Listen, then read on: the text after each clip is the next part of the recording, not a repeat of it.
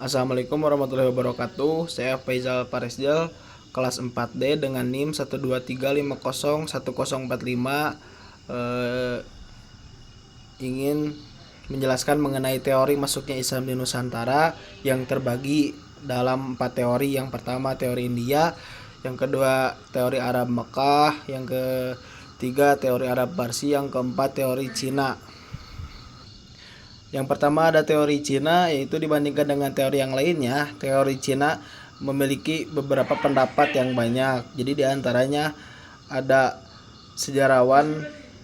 beberapa sejarawan yaitu S.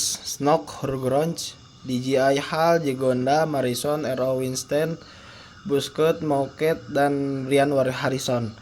Jadi tapi di antara teori ini juga terjadi beberapa perbedaan pendapat antara satu sejarawan dengan sejarawan yang lain,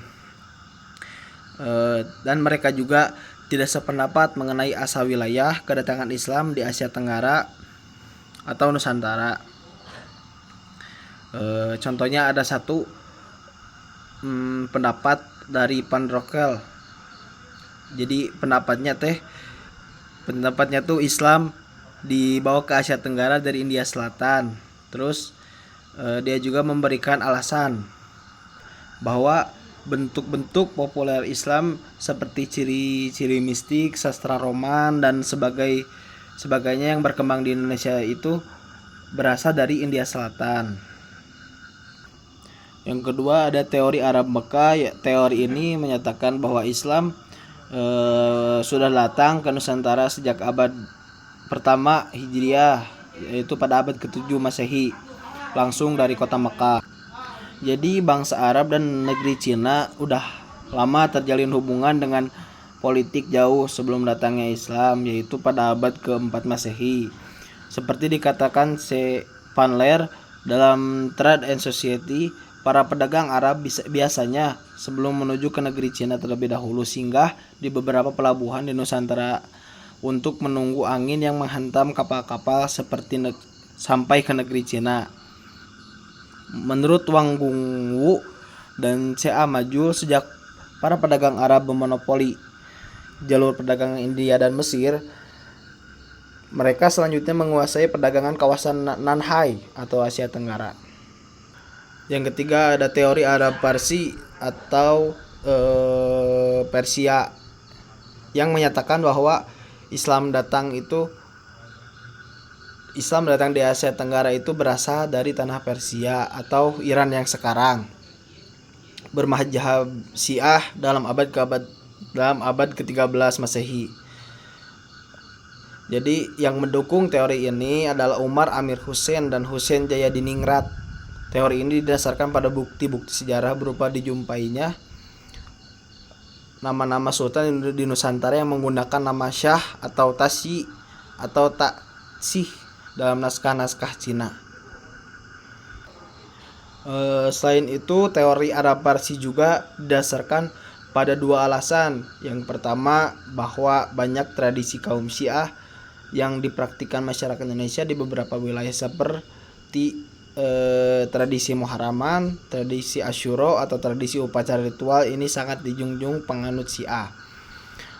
Upacara tabut atau memperingati peristiwa tragedi Karbala di Sumatera Barat dan Jambi. Kedua, dijumpainya pengajaran baca Al-Quran dengan menggunakan kata-kata Persia seperti jabar. Untuk harakat, patah, JR, kasroh, dan PS, atau untuk harokat domah dalam bahasa masyarakat Islam Indonesia di beberapa wilayah Indonesia. Adapun penggunaan fathah, kasroh, dan domah dalam ejaan harakat yang digunakan orang-orang Mekah di dalam mengeja huruf-huruf Al-Quran. Yang keempat ada teori Cina Indo.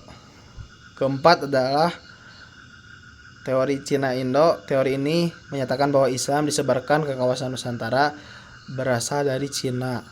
Teori ini didukung oleh Syed Naguib Al-Atos, Eski Fatimi, Selamat Mulyana, Sumanto Al-Qurtubi, dan termasuk penulis sendiri yaitu Bapak Asep Ahmad Hidayat yang mendukung teori ini. Bukti-bukti mengenai kedatangan Islam dari Cina